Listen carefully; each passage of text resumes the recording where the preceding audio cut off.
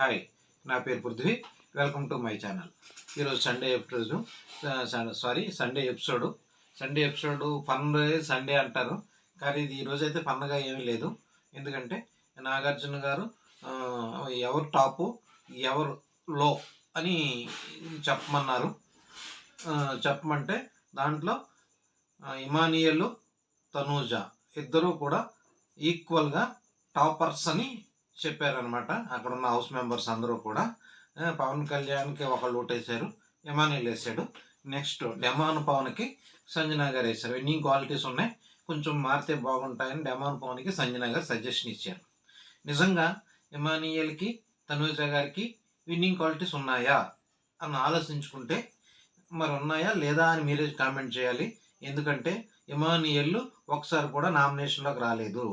అతని voting strength ఎలా ఉందో అన్నది తనకి తెలియదు, ఎవరికి కూడా తెలియదు.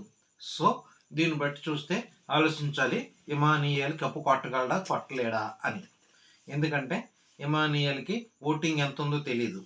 సో దాన్ని బట్టి ఈ 5 or 6 వీక్స్లో కూడా తన నామినేషన్లోకి వస్తే ఛాన్సెస్ ఉన్నాయి. ఒకవేళ పొరపాటున నామినేషన్లోకి కానీ రాకపోతే అతను కష్టమవుతుంది విన్నింగ్ అవడం. ఎందుకంటే లాస్ట్ 3 వీక్స్ ఉందనగా ఎవరో ఒకరు నామినేట్ చేస్తారు. నామినేట్ చేసినప్పుడు ఓటింగ్ ఉండదు. సో ఆ రకంగా ప్లాన్ చేసి ఇమానియల్కి దెబ్బ కొడతారా అని చూసుకోవాలి. ఇమానియల్ అవకాశం వస్తే, ఛాన్సెస్ వస్తే సెల్ఫ్ నామినేషన్ అయిపోవడం బెటర్ అనే అనిపిస్తుంది. ఎందుకంటే ఆయన ఓటింగ్ కోసం చూసుకోవాలి, లేదా చాలా ఇబ్బంది అవుద్ది. బిగ్ బాస్ 7లో సందీప్ మాస్టర్ అలాగే వెళ్ళిపోయాడు. పాపం అసలు వెళ్ళడనుకున్నాం, టాప్ 5 ఉంటాడు అనుకున్నాం. అతను కూడా 7 వీక్స్ నామినేషన్లోకి రాలేదు. 7th వీక్ 8th వీక్ వచ్చాడు, సరిగ్గా గుర్తులేదు. బట్ వచ్చిన వెంటనే అతను ఎలిమినేషన్ అయిపోయాడు. సో ఆ ప్రాబ్లము ఇమానియల్కి రాకూడదు. నాగార్జున గారు కూడా చెప్పారు ఈరోజు స్టేజ్ మీద, ఇమానియల్ అసలు నామినేషన్లోకి రాలేదు, నీ ఓటింగ్ ఏదంటే ఇమానియల్ కూడా ఒప్పుకున్నాడు. సార్, నా ఓటర్స్ అందరూ పడుకున్నారేమో, నన్ను మర్చిపోయి ఉంటారు, అదే భయం వేస్తుంది సార్, నాకు నామినేషన్లోకి రావాలి అని. నెక్స్ట్ తనూజ గారికి అంత ఉందా, కప్పు గెలిచేంత అవకాశం ఉందా అని చూడాలి. ఎందుకంటే తను ఇంచుమించు 1 వీక్ or 2 వీక్స్ నుంచే ఓన్గా ఆడుతుంది. ఇప్పుడు జరిగిన 7 వీక్స్లో 2 వీక్స్ నుంచే ఓన్గా ఆడుతుంది. లాస్ట్ అంతకుముందు ఉన్న 5 వీక్స్ కూడా తనకు ఫుల్ సపోర్ట్. భరణి గారు full support, Divya full support చేసింది, పవన్ కళ్యాణ్ ఫుల్ సపోర్ట్ చేశాడు. సపోర్ట్ మీదే నెక్కుంటూ వచ్చింది తనూజ. సో ఈ 2 వీక్స్ ఆడేసినంత మాత్రాన తనకి విన్నింగ్ క్వాలిటీస్ ఉన్నట్ట? ఒక ఓటింగే చూస్తారా? ఈ కెనవా ఏం చూడరా? దాంట్లో హౌస్లో ఎలా ఉన్నారు, ఎలా ప్రవర్తించారు, ఏంటి అన్నీ చూసుకోవాలి కదా. అన్నీ చూస్తే తనూజకి విన్నింగ్ క్వాలిటీస్ ఉన్నాయా? మరి పవన్ కళ్యాణ్ ఏమైపోవాలి? పవన్ కళ్యాణ్ కూడా తనూజతో సమానంగా ఉన్నాడు. ఓటింగ్ పరంగా కూడా టాప్ 2లో వీళ్ళిద్దరూ ఉన్నారు. హౌస్ మెంబర్స్ పెట్టకపోవచ్చు, వాళ్ళిద్దరిని అప్పుడు తనూజని ఇమానియల్ని పెట్టారు. పవన్ కళ్యాణ్ని పెట్టకపోవచ్చు, కానీ ఓటింగ్లో టాప్లో ఉన్నాడు పవన్ కళ్యాణ్ కూడా. మరి అది ఈరోజు కూడా నాగార్జున గారు చెప్పారు పవన్ కళ్యాణ్ కోసం. ఎందుకంటే అతని క్యారెక్టర్ కానీ, అతను చేసిన విధానం కానీ, మాట ఇచ్చి నిలబడడం కానీ ఎక్సలెంట్గా ఉంది, నువ్వు అలాగే ఉండు కళ్యాణ్, నువ్వు బాగా ఉంటావు అని చెప్పారు. సో మంచి బూస్ట్ వచ్చింది ఈరోజు కళ్యాణ్కి. సో అది కళ్యాణ్ కూడా రేసులో ఉన్నాడు. నెక్స్ట్ డెమాన్ పవన్ గురించే చెప్పుకోవాలి. ఒకే ఒక్క రిమార్కే రీతు. ఆ రీతుతో ఇప్పటికీ చేస్తుంది డెమాన్కి. ఎందుకంటే రీతితో తగ్గించుకుంటే తను టాప్ 5లోకి వెళ్ళిపోతాడు, టాప్ 3లో కూడా ఉండొచ్చు. ఎందుకంటే అతను అంత గేమరు. బ్రెయిన్ వాడట్లేదు అంటున్నారు. బ్రెయిన్ వాడే ఛాన్స్ ఇప్పుడు వరకు రాలేదు అతనికి. వస్తే ఇప్పుడు వాడాలి. ఎందుకంటే ఇంకా రీతు వెనకాల తిరిగితే అతన్ని బిగ్ బాస్ కూడా కాపాడలేడు. ఇంకొక వ్యక్తి రీతు కూడా మంచి గేమరు. నిన్న కూడా బాగా ఆడింది. ఎవరు గౌరవం ఆపేసింది, మామూలుగా ఆపలేదు. అలాంటి రీతు వీక్నెస్ కూడా తెలిసిపోతుంది మనకి డెమాన్ పవన్. సో వీళ్ళు ఒకళ్ళు కలవడం వల్ల బాగా వీక్ అయిపోయి వీళ్ళకి ముగ్గురికి ఛాన్సెస్ ఇచ్చేసారు వీళ్ళు. ఎందుకంటే తనూజకి, ఇమానియల్కి, పవన్ కళ్యాణ్కి Ritu and demon Pavan chances ఇచ్చారనమాట. డెమాన్ పవన్ బలవంతుడు, తెలివైనవాడు. ఒక్క రీతు వెనకాల తిరగడం వల్ల, డెమాన్ పవన్ వెనకాల తిరగడం వల్ల వాళ్ళు బాగా లాస్ అవుతున్నారు. అది చూసుకోవాలి. వీళ్ళు టాప్ 5లో ఉన్న మెంబర్స్ కోసం ఇప్పటివరకు చెప్పుకున్నాము. అదనమాట సంగతి. ఓకే. సుమన్ శెట్టి కోసం కూడా చెప్పుకోవాలి. ఎందుకంటే ఆయన్ని బిగ్ బాస్ హోస్ట్ నాగార్జున గారు కూడా మంచి బూస్ట్ ఇస్తున్నారు. కాకపోతే మ్యాక్సిమం టాప్ 5లో కూడా ఉండకపోవచ్చు ఆయన. ఎందుకంటే గేమ్ సరిగ్గా ఆడలేకపోతున్నారు ఆయన. కరెక్ట్గా పార్టిసిపేట్ చేయలేకపోతున్నారు.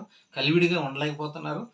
మొత్తానికి ఎమాన్యుయల్‌కి ఉన్నంత కామెడీ టైమింగ్స్ సుమన్ శెట్టి గారికి లేవు.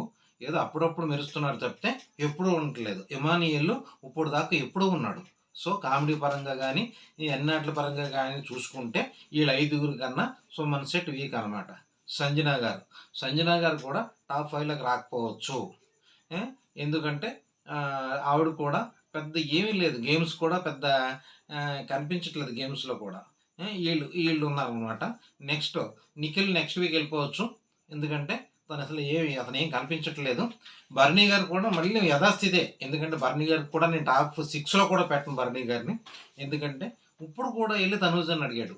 ఎందుకంటే నేను ఒకవేళ ఎలిమినేషన్ అయితే గోల్డెన్ పవర్ వాడతావా? అంత డౌట్ ఎందుకు వచ్చింది దానికి? ఆయన మీద ఆయనకే నమ్మకం లేనప్పుడు ఎందుకు ఉంచాలి బిగ్ బాస్ హౌస్లో? సో బర్నీ గారికి అవకాశం నేను టాప్ 6లో కూడా ఆయన ఉంచను. ఎందుకంటే ఆయన మీద ఆయనకే నమ్మకం లేదు. దివ్యాని తనూజాని దివ్యాని తమ్ముడు రాము అంటున్నాడు. వీళ్ళందరి కోసం ఆలోచించి అతను ఆగిపోతున్నాడు. సో అలాంటి వ్యక్తి ఉండడం వేస్ట్. పోనీ ఒకసారి బయటకు వెళ్ళిపోయారు, ఎలిమినేషన్ చేశారు ఆడియన్స్, మళ్ళీ ఏదో మొత్తం మీద వచ్చారు. మళ్ళీ రీఛాన్స్, రీబర్త్. బిగ్ బాస్ అంటే రీబర్త్ వచ్చింది ఆయనకి. అయినా సరే మళ్ళీ దివ్య తనూజ అలా సందిగ్ధంలో ఉండిపోతున్నాడు ఆయన. సో ఆయన ఇంక మారడని తెలిసిపోయింది. సో ఆయనకు కూడా ఛాన్స్ లేదు. గౌరవ్ కూడా లాంగ్వేజ్ ప్రాబ్లం, తను కూడా ఏమీ లేదు. నిఖిల్ మీద అయితే బెటరే గౌరవ్ ఒక రకంగా చెప్పాలంటే. నిఖిల్ కూడా అసలు ఏమీ లేదు. సాయి శ్రీనివాస్ అస్సలు లేదు. ఆయన ఎలాగ ఎలిమినేషన్ అయిపోయాడు కాబట్టి నో ప్రాబ్లం. మండే కాబట్టి నామినేషన్ టైం కాబట్టి అందరూ కలిసి దివ్య మీద పడిపోతారు. ఏదో బురద ఏదో చల్లడం ఏదో అని అంటున్నారు. దాంట్లో ఇప్పటివరకు వచ్చిన మెసేజ్ ఏంటంటే దివ్య ఆటోమేటిక్గా తనూజ వస్తుంది, ఆటోమేటిక్గా పవన్ కళ్యాణ్ వస్తాడు. నాకు తెలిసి ఎమాన్యుయల్ రాడు కెప్టెన్సీ కంటెంటర్ కాబట్టి. ఒక కెప్టెన్సీ కంటెంటర్స్ కాకపోయినా ఎమాన్యుయల్ రాడు. ఎందుకంటే వీళ్ళందరూ గుమ్ముగూడి ఎమాన్యుయల్ని మోసం చేస్తున్నారేమో అని చిన్న డౌట్ నాకు. ఎందుకంటే ఎమాన్యుయల్ వస్తే ఓటింగ్లో టాప్లోకి వెళ్ళిపోతాడేమో అని కణవ ఇంటి సభ్యులందరూ ఆలోచించి అతన్ని నామినేషన్ చేయకపోవచ్చు. అది కూడా ఒక దబ్బే మరి ఎమాన్యుయల్కి పర్సనల్గా. ఎందుకంటే తను రేపు నెక్స్ట్ వీక్ నామినేషన్లోకి రాడు. ఆ పై వీక్ చూసుకోవాలి. ఈసారి నాకు ఎమాన్యుయల్ కెప్టెన్ అవ్వడమే ఇష్టం లేదు. ఎందుకంటే అతని మీద కోపం కాదు కానీ అతను పవర్ ఏంటో అతనికి తెలియాలి, నామినేషన్లోకి రావాలని తన కెప్టెన్సీ త్యాగం చేసి ఉండవలసింది. ఎందుకంటే ఏ తనూజాకో లేకపోతే ఏ రీతుకో కెప్టెన్ అవ్వలేని వాళ్ళు ఇంకా ఉన్నారు. వాళ్ళకి ఇచ్చి ఉంటే ఎమాన్యుయల్కి బాగా పెరుగును. కానీ అలా ఇవ్వకుండా తను సెల్ఫ్ కింద కనిపించింది. సెల్ఫిష్ కింద ఉన్నాడు. ఉండి కెప్టెన్ అయ్యాడు అనమాట. ఆ కెప్టెన్ ఎఫెక్ట్ కప్పు మీద పెడతాదని నాకు డౌట్. నెక్స్ట్ ఏంటంటే ఇప్పుడు దాకా అవినాష్ కూడా అన్నాడు కమెడియన్కి కప్పు రాదా అని. ఈసారి కూడా కమెడియన్ కప్పు ఇస్తారా ఎవరా అది చూడాలి. బిగ్ బాస్ 8 విన్నర్ నిఖిల్ వచ్చినప్పుడు కూడా విమర్శలు వచ్చినాయి. అతను బయటోడికి ఇచ్చారు అది ఇది అని.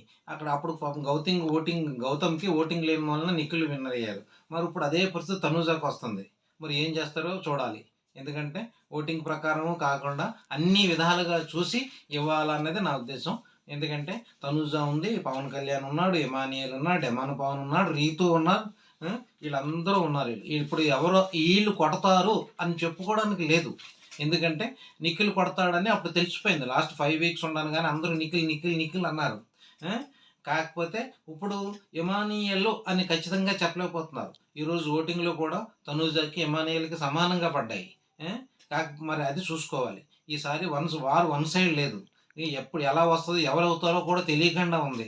సో దాన్ని బట్టి ఆలోచించుకొని మీరు కూడా కామెంట్ చేయండి. విన్నర్ అయ్యే అవకాశాలు ఎవరికి ఎక్కువ ఉన్నాయి అన్నది మీరు చెప్పాలి. Thank you. మీకు నచ్చినట్లయితే లైక్ చేయండి, షేర్ చేయండి, సబ్స్క్రైబ్ చేసుకోండి.